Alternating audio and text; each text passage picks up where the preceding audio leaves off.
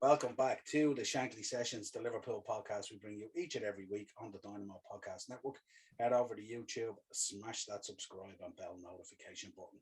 If you'd like to contact the show, we're on Twitter at Session Shankly, or you'll get us on Facebook and Instagram, the upper tier. Joining me today, my brother Craig. How we doing, Craig? Oh, good night. How's things? Yeah, not too bad at all. Pretty good. We said we'd jump on and do a mid-term report card for Liverpool and Jurgen Klopp.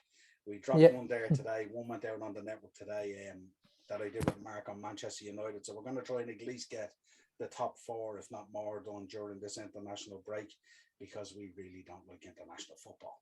No. So we said we fill our day in a different way.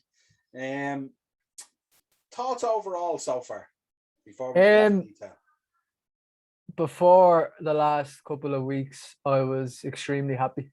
Bar Harvey Elliott took a bit of gloss off things because it hit us all very hard. On the pitch and as in results, performances, I think it's been sound up until the Brentford game. Which, no disrespect to Brentford, we just kind of saw a side that we're not used to seeing. A bit of negligence, a bit of, fragileness, a bit of, I wouldn't say uninterest, I would say a bit of, composure was lost, a bit kind of like, too respectful of the other side. And then we go to Anfield, which I know you and Dean have touched on this a number of times, and I completely agree.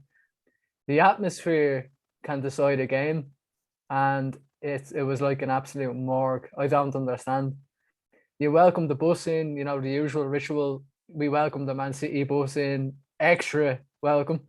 And that's not to upset anyone or to hurt anyone or to put anyone in danger, but that's just to let them know who we are. And when that bus goes by, that's the beginning, and that's the setup for when we get into the stadium, and the place should be, jammed to the rafters. It should be like a Champions League night, but it wasn't.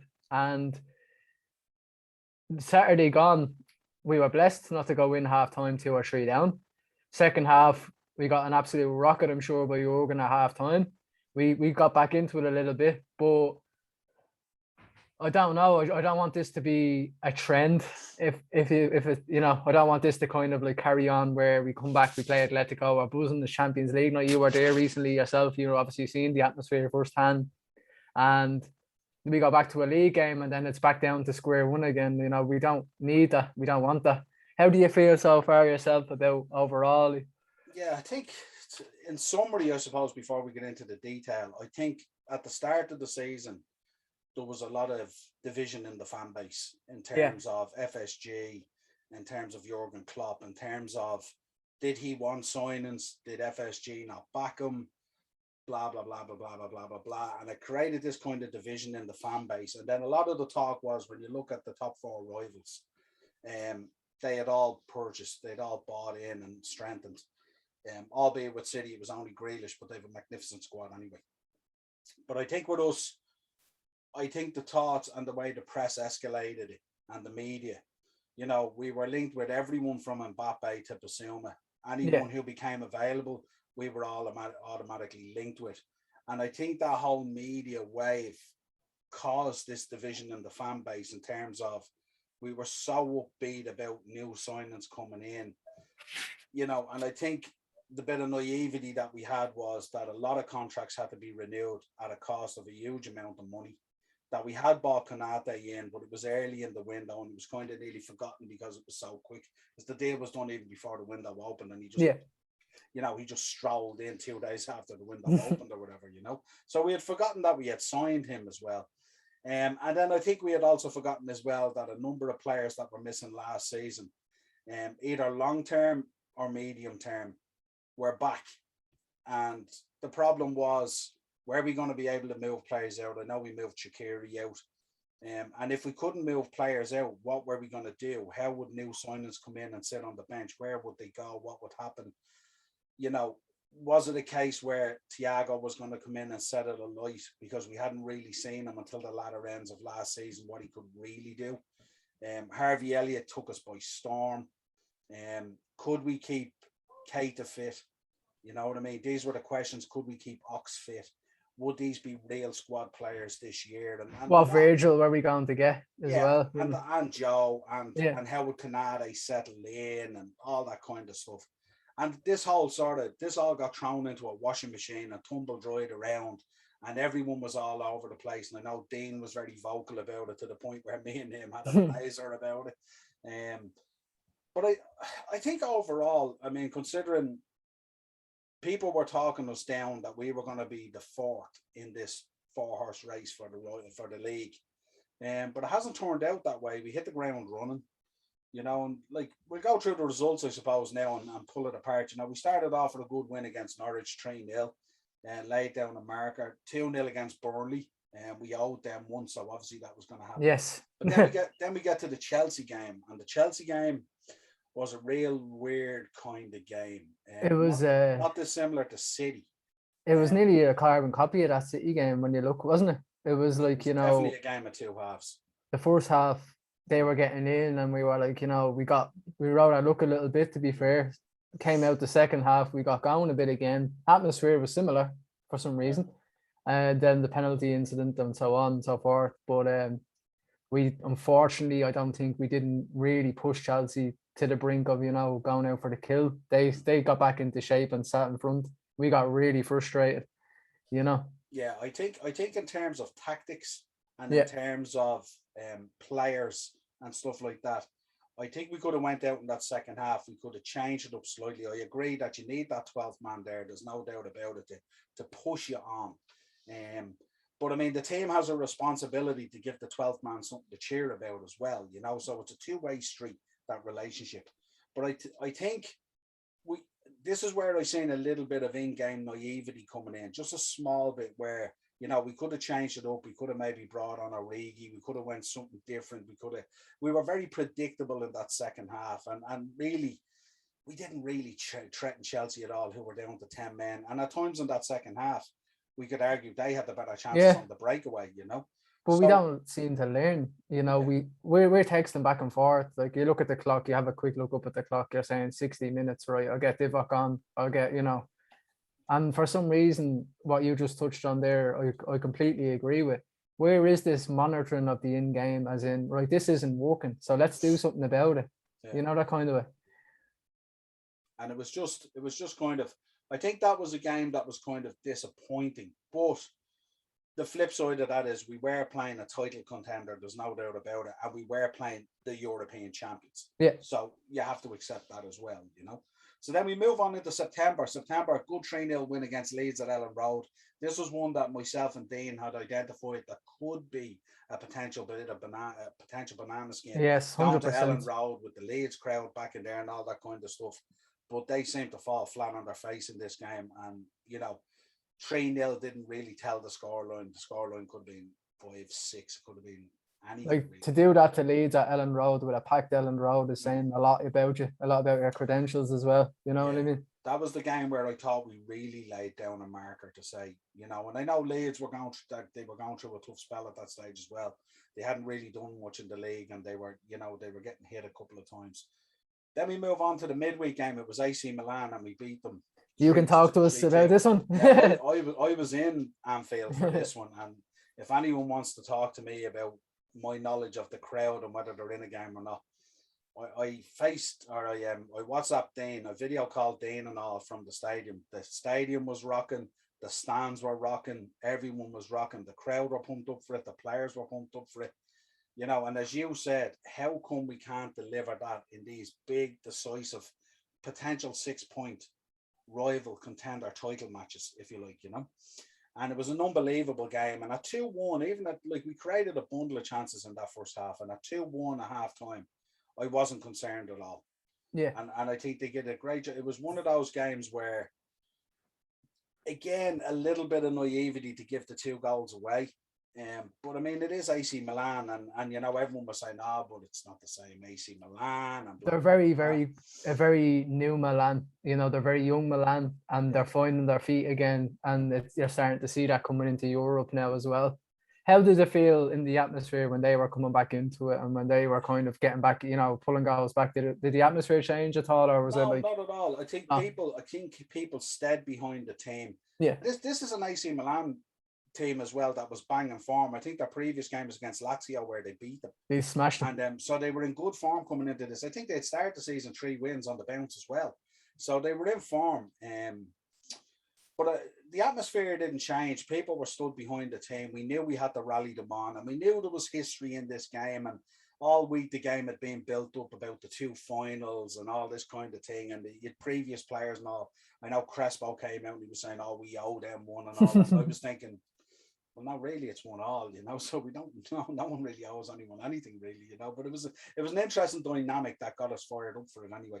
And we came out 3-2 winners. Then we moved on to Palace and we beat Palace 3-0. Yeah. Again, it was a game where they had a couple of chances, but nothing major.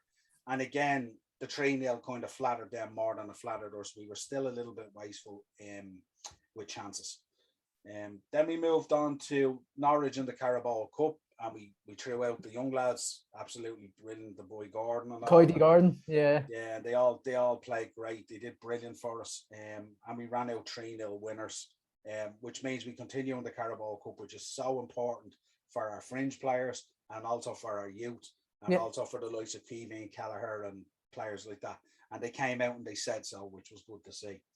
So then we move on to Brentford, and we're kind of buoyant, but we were nervous because we know going to Brentford, they play really good football under Thomas Frank. Fantastic new stadium they have, great fan base, you know, absolutely flying in the Premier League. And we took the lead twice, and we surrendered the lead twice. And in fairness, they shocked us first. But we knew what the boy Tony and all was about, and we knew Thomas Frank was going to play football and match us man for man.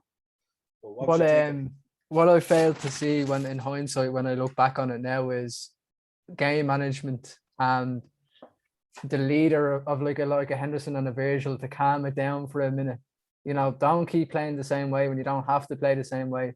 As you rightfully said there, took the lead twice. Where's the kind of, right, lads, let's take a minute, let's chill out, let's manage the game a bit, frustrate them a bit, keep possession.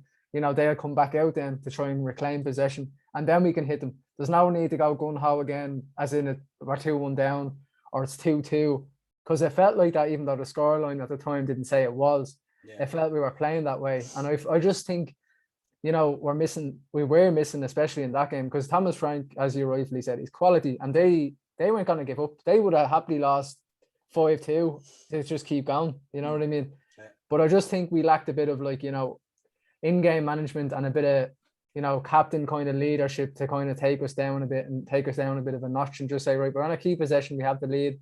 We'll frustrate them a bit, get them to come out to us, and then we have the players to rip anybody apart in the league on the break. Anybody. But for some reason, our back line was absolutely horrendous.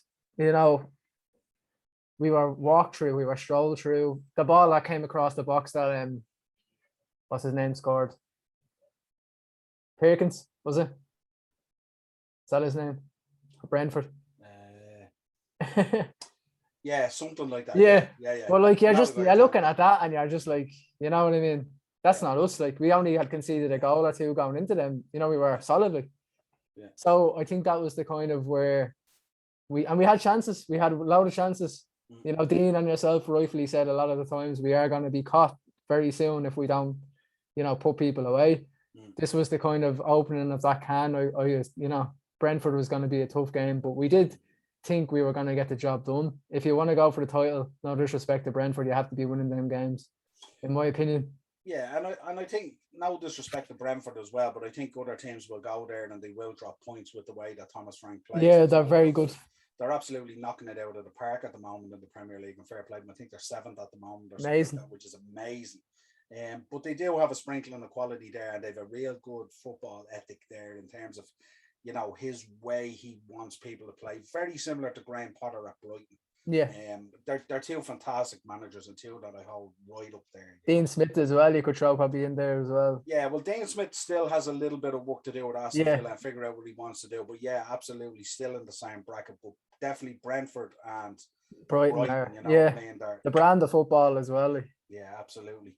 So then we move on from that and we go to Porto. And we absolutely smashed these. And this is one we did a review on, and we were a little bit nervous. But it's fair to say with that Porto team, I mean, they lost their central defence. Pepe went out.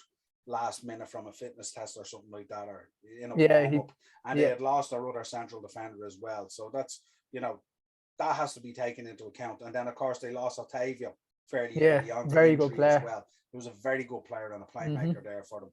So we have to take that into account as well, that they were missing players and they did lose players as well. But we were absolutely levels above them, weren't we, in terms of our play? I mean, it was one of We those nights were where everyone just clicked. we were strolling. No disrespect to Porto. Before that game, going to the Drago for any team in Europe is a tough place to go. Very like a cauldron in itself. Like going to Turkey, kind of that kind of atmosphere where you're kind of like, you're on edge and you feel a bit kind of like underwhelmed. But what I noticed in that game is we conserved ourselves very well. We looked good. We were playing the ball around. We weren't breaking our neck really to kind of force ourselves onto Porto. We kept the levels good. The fitness was good. We controlled the game very well. As you said, they lost a couple of players, but that doesn't mean, we still have to go out and do the job. Without them losing players or not, we have to do our own job first, Yeah. and we did. It was great to get the 3 points in Porto and puts us in good stead now. 6 points against two very difficult sides. We've Atletico next, and let's hope we can take something from that as well. But I said it on the match reaction as well, that the Porto game was the perfect game to lead into the City game. It in was, terms of bringing that confidence back and all that kind of thing. and their result and as everyone well. played well that night. And their result as well. Yeah, absolutely. So then we move on to the City game. And the City game was, for me, a very, very strange game where I don't think in a player ratings show that I've done, I've never given out so many 5 and 6s to a Liverpool side. Yeah, I'd agree. And I just think when you looked at the first half, we were absolutely anonymous. Every single position was absolutely anonymous. We'd no leaders on the pitch. We couldn't hang on to the ball. And we were absolutely blessed to win 0-0. We could have been 2-0 down, and we should have been 2-0 down. Yeah. And then we come out the second half. And obviously, as you said, Klopp had put a fire under the boys going, you need to get into this. We upped our tempo. We were moving the ball around a lot better through those lines and stuff like that, opening City up a little bit, creating chances. And then we score. And what a goal. I mean, what an absolute goal. I mean, everyone talks about the Salah goal that we'll get into, but the Mane goal was phenomenal. The build up to that goal from the start from Alisson is just incredible. And we could finally, I think we can put this conversation to bed about Mane, Salah get on. Salah fed him that ball for the team, not because he had to, but because Mane was true, and that's all it was about. It wasn't about, will I give him it, will I not give him it? He made the run, and Salah picked him out, and he scored for the team. And in fairness, this season he's been putting Mane in on a regular. It's nice, and it's about the team. It's not about individuals. It's not about this person or that person. It's about Salah's vision. Mane's made the run. There you go. Fair play. Goal. I mean, when you look at how many times he's played Mane in this season, Mane would be sick not to have at least another 3 or 4 goals at this stage. Yeah, he's been, he's been sharp, but yet wasteful, isn't it? He's had a bit of sharpness back, but he's also missed some chances as well. He certainly looked in the last. It's looking better, The goal against City, and I think the goal he scored against, was it Palace? Palace, yeah. Like, he looked really sharp, where he didn't think about it, just turned bang. It looked like the original Mane, didn't it? The Mane that we're used to, Yeah. So certainly that whole thing about whether these guys get on or where they talk, they celebrate together, they love each other. Yeah. There's nothing wrong with healthy competition between the two. I think that's a good thing in a team. That's what we want to see. But then that second half, I mean, City then came back into it with that goal, the Phil Foden one. Yeah. Which I thought was the most simplistic goal you'll ever see. Basics. In terms of, I mean, Milner obviously he got caught a few times on that side and he couldn't get back in time to block. And then you see Alisson getting beaten near post but going to the far post. So you'd normally expect him to do a little bit better as well. But Foden couldn't hit it any better, and Foden's an outstanding player. We know he's an outstanding incredible. I mean, if you're keeping Raheem Sterling out of the team, you're a decent player. Let's be honest there. Yeah. Even on a Liverpool podcast, let's get that out there. So I think up to this point, because we were sort of tagged as being fourth in the 4-horse race, Yeah. I'm happy enough to be just a point behind Chelsea, but we've played Chelsea and we've played Man City. And the likes of United still haven't played any of the kind of top four. They haven't really played the bigger teams, if you like. I know they played Everton and they played Villa. Yeah. And West Ham. They got a good result against West Ham, albeit they were very lucky in the end. But they got beaten by Villa and they drew with Everton. Yeah. So it's an interesting conundrum, that top four, still trying to figure it out. But let's look in then our next 10 games. And I did with Mark on the United report card. Their next 8 to 10 They have a games, horrible lineup, don't they? I've seen it. It's absolutely, barbaric. I'd say they must have looked at their fixtures My God. and said in the first 7 games, we need to be 4 to 5 points ahead of everyone. To make sure they have a safety net for these games coming. But they haven't got themselves in that position, really.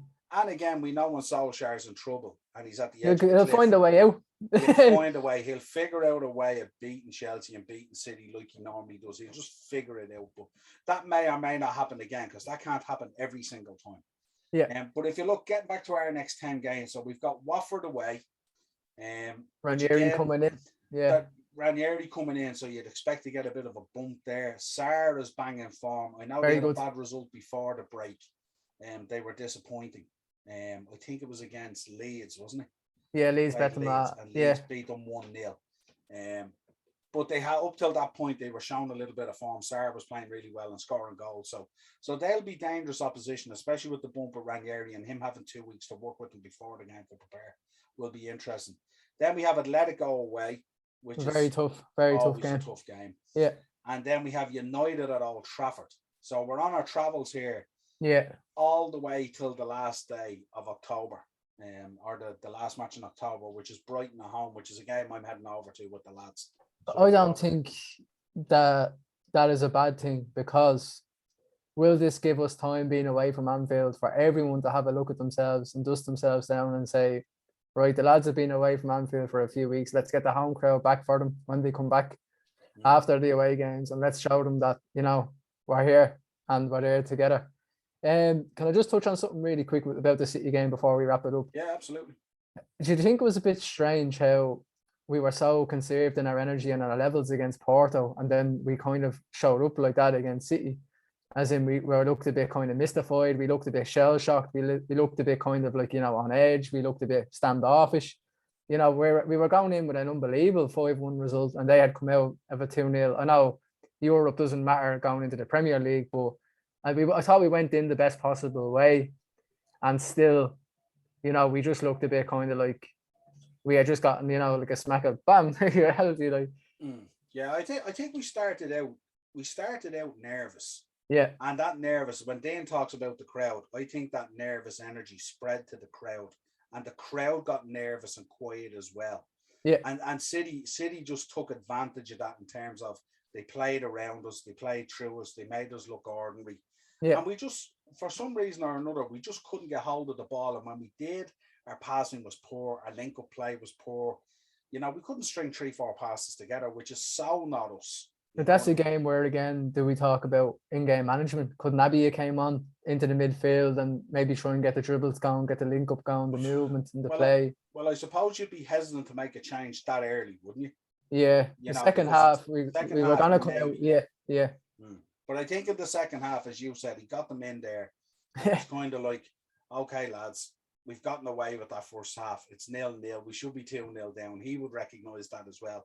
And he's gone in there and he says, you need to get hold of the ball, lads, so you're not going to be doing anything. And really quickly, quickly, what you said about United's results against not really considered the top 4 teams. I think the top 4 results against each other are going to make or break who's champion, in my opinion. I think it's going to be the decider what you get out of them games. It's going to show where you are. Not disrespect to the likes of Villa or anything like that, but I mean, when you're playing, we played Chelsea, we played City. They're the games where you're going to look back and say, what did I get out of that? Right? That's how I think anyway. Yeah, I think if we believe it's going to be a tight league between the 4, say for the moment, those tight leagues tend to hinge on the results against each other. And that's where that tends to be the difference, you know what I mean? Because I know United have been a little bit haphazard, and City, had their own issues with the Spurs, I think, in Southampton game.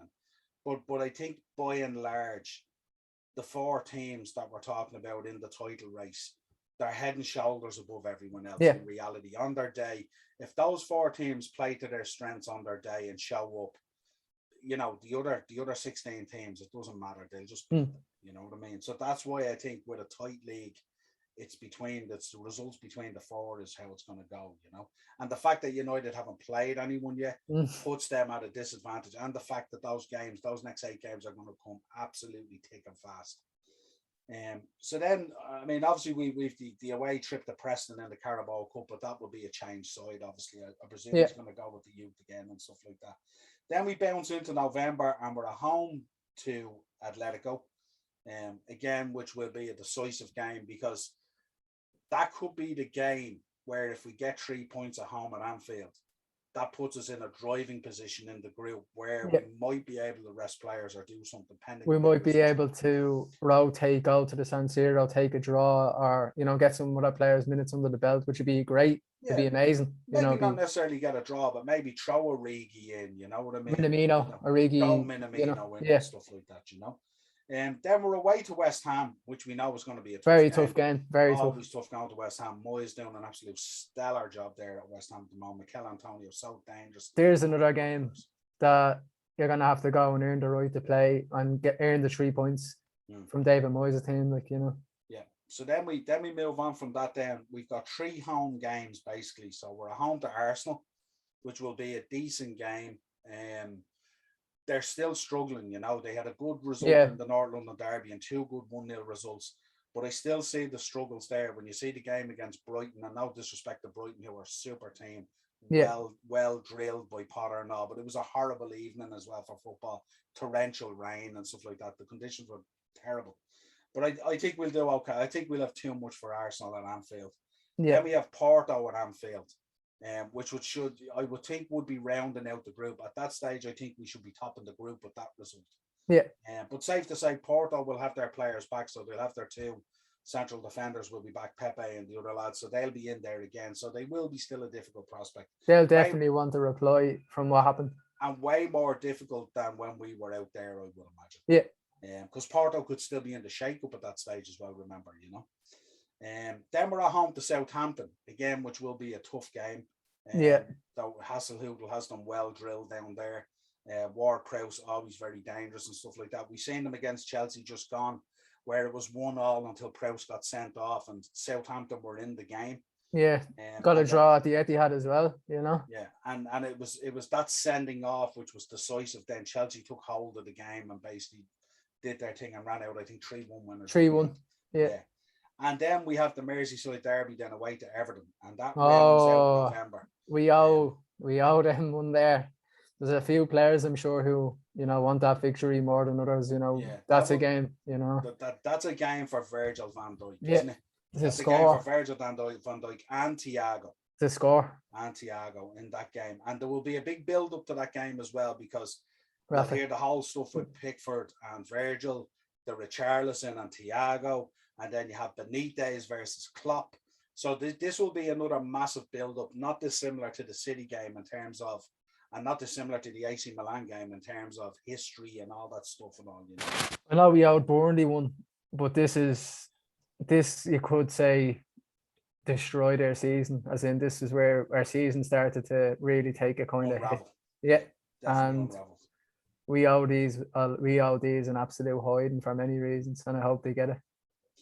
Absolutely, and I think the boys will be up for it. But again, Benitez, you know, Damari Gray in there, what a signing! What a signing! 2 million, what a signing! Player. Yeah, absolutely strung United there the other day for that goal for Townsend. Do you know what I noticed as well? What Rafa has done. I'm a big fan, and I think Doucouré is a very decent player. But Rafa's given them a license to go more forward now, and it's Doucouré can pop up with a goal, and he comes in late, and very, very good management from Rafa. A very good decision to push him on. Very good. And we're talking about an Everton side that should have beaten United in the end. They were very unlucky with Tom Davis. Should have buried that. He shouldn't have squared it to Mina, who was offside. But I also think as well, if you look at that Everton result against United as well, no Richarlison, no Calvert-Lewin. So it's massive. And massive. they still probably should have won the game. The What does that say? Very, very organised. And even when I spoke to Mark, when we spoke about the Everton game in the report card, he was saying Benitez was down on the sideline. He was talking to his men. He was structuring all. And Ollie was sitting in the chair in the stand, whispering at to Carrick, looking at it on a tablet or something like that, And he was there. That's the difference. That's what we want to see, which was a very good point, Really good for Everton as well, is because when Rafa came in, he brought Rondon in, who we knew he had before, but the likes of Damari Gray, it's a risk free because of the amount they paid, but he's like a sponge at that age. He'll absorb everything that Rafa's given him, instruction, tactics, and he'll thrive on it. He's had to give Townsend a new lease of life as well. Yeah. He deserves massive credit, but unfortunately Rafa is on the blue side this time, and we only want the red side to come out of this. And in fairness, I think the Blue Brigade, I think they're warming to him. They will, yeah. He's doing a good honest job. They're bang up there in contention, you know what I mean? So along with Brighton, So when you look at the top four, I mean, or top six, you could say, there's 2 points separating the top six. So I think Brighton are on 14 as well, and Everton, aren't they, as far as Brighton could have went top that time against so it's still very, very tight. Mm-hmm. But coming into this period now, the October and November period, I think is where we will start to see a little bit of separation. I agree. And we'll see how that goes. In terms of main concerns going forward. I do have main concerns within the club and outside of the club. One positive really quickly is they're doing the stand, aren't they? They've begun the development, which is another great positive, which costs us money as well from the owners. Let's just get that out there. It is a good thing, and they have approved it and paid for it. So very good, really quickly. I want to see leadership on the pitch in every situation, good or bad. I want to see someone grab the game by the scruff. If we're winning, if we're trying to hang on, if we're dominating, I want someone to take control verbally on the pitch, and let's control the game, manage the game. Another concern I would have, I would like Divock, I would like Minamino, not only to get minutes for the sake of minutes, but I would like them to be involved, that when we do need them, if the AFCON thing or whatever, that they are ready and they're not going to be thrown in because they have to be. I'll hold my hand up first and foremost, especially on this podcast, to say I wasn't really happy when they were both kept. I will support them. They play for Liverpool, so I'll get behind them. That's just my opinion on the two of them. I didn't think they were the level for their club. They're here. They play for Liverpool, so I'll support them like I support everyone else at the club. Yeah. I would like to see in-game management more from Klopp. If things aren't going well, let's get done early. Let's see what we can change. There's no harm in changing. If it doesn't work out, it doesn't work out. At least you tried. At least you didn't just stick to your whole 4-3-3 and they have 2 back lines of 4 and we can't break through. I don't mind if we change and it doesn't work out. I'd appreciate it. You know what I mean? Yeah. The other concern, and my last concern, would be I just really hope we get the fans back on side at Anfield, no matter the game, no matter if it's the Carabao Cup, the FA Cup, the league. It doesn't matter. It's Anfield. It's our home. It's our church. You know what I mean? As far as concerns go outside of that, the AFCON will take Mo and Mane for a couple of games. But if we manage the team well and Taka and Origi are feeling like part of the team and brought in as part of the club, they'll be more than happy to play for us and they'd be ready to start instead of just thrown on for so long, you know what I mean? Instead of a Carabao Cup and then the next Carabao Cup. One last concern, not really a concern of now, but it's more for the future. I really hope and wish Harvey Elliott the best. He's a young kid and I'm sure he'll get the attention and looked after that he deserves. He has good lads around him in there like Milner, like Virgil, like Henderson. So all the best to him, and I can't wait to see him back in the shirt, which he rightfully earned and started on that club, Yeah, the pictures he posted yesterday were brilliant. It's great. He's like one of us. It's like one of us. Like, he's watching on the telly. See him back on the bike again and all, so the progress is good, What's your concerns, if any, going forward? I think my biggest concern at the moment, that I think if it keeps on dragging on and on and on, could potentially have an effect. Salah's contract. That's something I actually forgot. Massive.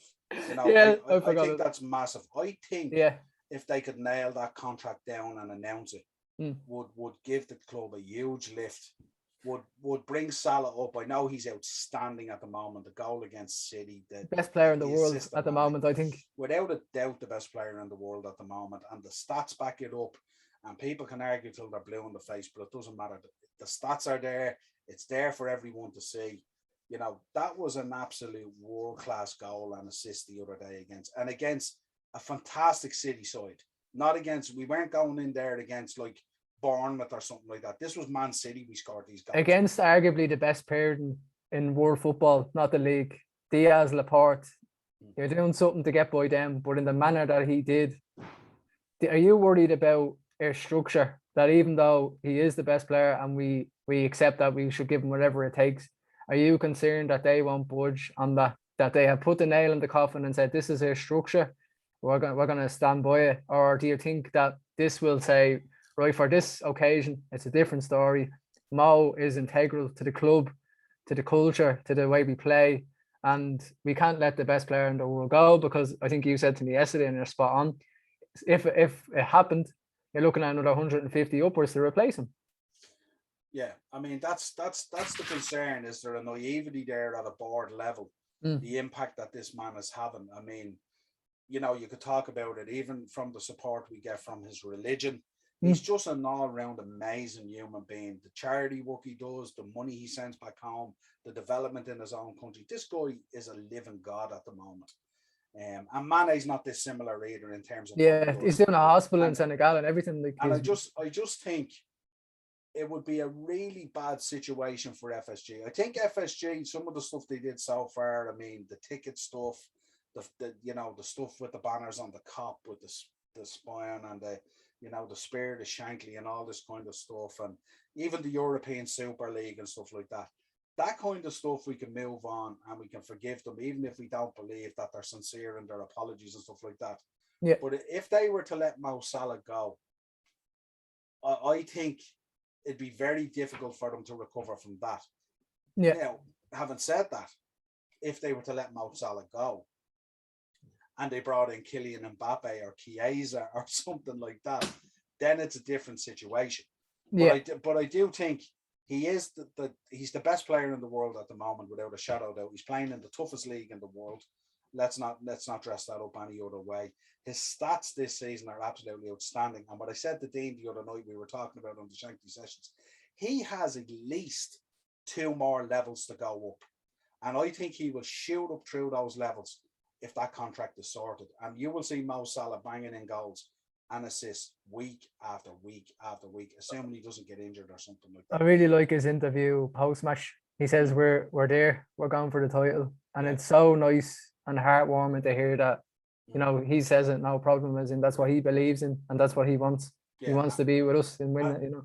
And you know what I was encouraged with as well, when he was asked the whole idea about whether a draw was a fair result, he turned around, he says, well, I'd like to say no, but absolutely it was a fair result. So he's straight up.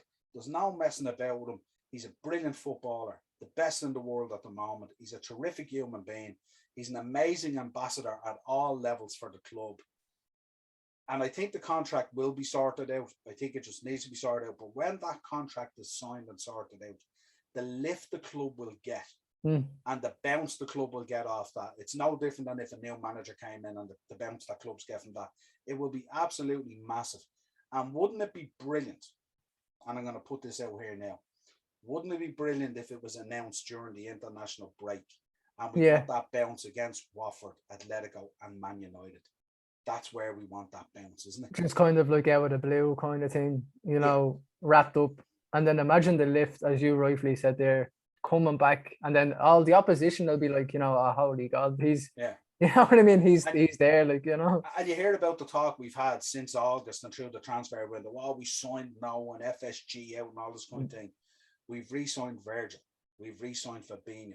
We've re-signed Trent. Alisson. We've re-signed Alisson. We'd hopefully re-signed Mo. We've re-signed Hendo. You know, the work that they've done at that board level has been incredible in terms of re-signing these guys. And I don't think Mo is looking. A lot of people out in the media and the press would like to say, "Oh yeah, his head's getting turned a bit. He's looking away. No, he's not happy. This kind of thing." he's never looked as happy in his life in terms of how he's playing. I've never seen his fitness and his strength being where it is. He's absolutely at the peak of his powers at the moment. And the scary thing for the rest of the Premier League is if we do nail that contract down and he jumps another level or two, oh my God, what kind of a player have we got there then? He's turning into, when you know a world-class player is like, you know, we don't see Ronaldo for 80 minutes or so and he just pops up with it. That's what Mo is becoming. You know, the other day against City, wasn't really in the game, and then all of a sudden he had the ball with his back to the back four of City, the back line, and to do Diaz and Laporte, especially Laporte, he sent Laporte flying. That's not human. It's incredible. You know, it's lost for words. Yeah, and I just think that the flip side of that is if that keeps on dragging on, and it gets to a stage where we think he's going to go talking to other clubs, we're in trouble. You know, and we're in trouble and stuff like that. Our biggest thing this year is, as you said, we need to get that 12th man in Anfield again, back absolutely rocking game after game after game. It doesn't matter what game it is. And that contract signing is so pivotal, because if we think that's not going to happen, or that's what comes in, it's going to trickle, isn't it, into the crowd is going to become toxic. You know what I mean? It's just going to be, well, here we go again. We gave them another chance. They've done us so many times at this stage. You know, maybe not to the level of other clubs where they haven't been taking dividends out, but their dividends have been growing all the time. The club is valued at mega money now compared to what they bought it for. And I just think it's his signing of his contract is pivotal to Liverpool for the next 5 years. This can either go one way or another way in terms of that contract. Yeah. And I think even for the other players that are there, the players, I know they're all professionals, but those players and that squad would be so disappointed as well if they had to lose Mo Salah. There's no doubt about it. He's enshrined in the club, in the culture of the city, in his own culture. He's a global icon at this stage. And I just think we do have to make allowances when we're talking about a player like this. And let's be honest here, all these guys who have signed new contracts have all got great deals. Virgil's got an amazing deal, and you know, and Alisson, they've all got great deals. So it's not like they're on buttons or anything like that. You know what I mean? But I think when you look at Mo Salah, you have to treat him like a special case, and you have to say, for everything that he brings, the whole package and the whole image that he brings to the club. And there's no one that dislikes him. Every single football fan in the world loves Mo Salah. He's lovable. You can't not like him when you see him, and the smiling and the hair and what he does on the pitch and stuff like that. You don't have to be a Liverpool fan to like Mo Salah. Mo Salah is an amazing player, an amazing human being. And I just think they need to get it wrapped up. And I'd love to see it announced during the international break to give us that lift, to him to jump another couple of levels and absolutely tear that Premier League by storm. It'd be nice if we could kind of just have, you know, that out of the moment interview with him on LFC TV or something, that it's done and he has an interview talking about it. Because, you know, his family are happy in Liverpool. He's settled, you know. And the other lads, you know, Alisson, Virgil and Trent and all, that's their spine getting tied down. It's not like, you know, here's new contracts, we're not signing anyone. We're tying down our spine. We're tying down our backbone. We're tying down our, you know, we're solidifying our positions that we want to keep long term. And I hope Mo looks at Alisson's there, Virgil, Trent, the lads are signing on. I want to be part of that. You know, I'm sure he does. He deserves whatever contract he's looking for. He's not trying to milk the club. He's not that kind of person. But at the same time, he's the best of the best at the moment. Give him what he wants. Or give him what the market give him what the market, yeah, exactly. That's what the market's dictating. That's what his value is. If that's the value he can get if he went out into the open market, then that's what we have to value him at, and that's simply it. But I think, as you said, if he signs, you know, that parade we didn't have when we won the league, let's have a parade about the signings, because that would be absolutely mega. You know what I mean? In terms of getting him over the line in terms of a new contract, and to have that amount of players tied down. And then once they're all tied down, then we can push through this season the way we need to, hopefully deliver silverware and be lucky with injuries and various things like that, and stuff goes our way. And then next summer, let's see what we want to do then, because we won't be tying down contracts. We could be in the driving seat next summer, because if this Mo deal gets over the line and you're at another club looking at a move, and you see Mo is staying, Virgil is staying there, Allison is staying there. Yes, I want to be part of that. Managed by Klopp, the lads are staying. You know, they're playing great football. They're going for silverware. What more do you want? Yeah, try and find me a player on the planet at the moment who doesn't want to play in a pitch with Mo Salah. There is a player who I would really love. Not trying to say get Mane out or Firmino or Jota, but I really, really, really like Federico Chiesa, as in the way we play and the brand that we play. I just think he would adapt to it so well, and he's so dangerous. He's so good.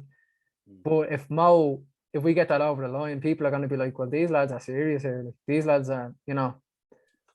Well, we have the other factor in it now where we talk about the top four and stuff like that, and we know that's kind of like with Arsenal at the moment, they're at odds with Kroenke and stuff like that. Yeah. We know with Spurs that kind of they have their own problems and stuff like that. But now Newcastle comes into the equation with the takeover. Yes. Yeah. And the question is, if they're going to launch all this money of investment in between players, manager, structure, whatever it is, local area, all that kind of thing, they're going to be pushing towards a top four. That's what they're going to look and be. Because I know all those different Saudi families and stuff like that, and you know all the different families in that region. They're all very competitive with each other as well. Make no mistake about like it. They take that like, you know, as in I want to be better than you, and I'm going to be, you know, the known person. Do you know what this could bode really bad for? Like Arsenal and Tottenham better be very careful, because if it keeps going the way things are going, we might be talking about them as the top four. You know what I mean? He's not going to stand around and invest for the sake of it and not put that in. And the simple message being sent on this is 5 doesn't go into 4. No. So we better figure out, you know, where we sit in this whole conundrum. Yeah, you need to keep running. You need to keep running with the rest of the pack. That's the way it is. If you stand still, you're in big trouble. It's like a relay race. You need to have someone new to hand the baton off to sometimes, you know what I mean? And that's the way I look at it. You always have to keep them developing all the time. And we've got a great sprinkling of youth in there. And in certain positions, we maybe need to look at putting in just a bit more quality and stuff like that. Yeah. But listen, absolute pleasure doing this report card. It is our own team, so it's always nicer when we're talking about our own team. As always, this has been your Shankly Sessions midterm report card on Liverpool. If you want to drop your comments into the episode down there in YouTube, let us know what you think. Always on the Dynamo Podcast Network. If you want to hit us up on Twitter @SessionShankly, or you can hit us up Facebook and Instagram, the upper tier. Craig, absolute pleasure, my man. Cheers, Mo. See you after the international break.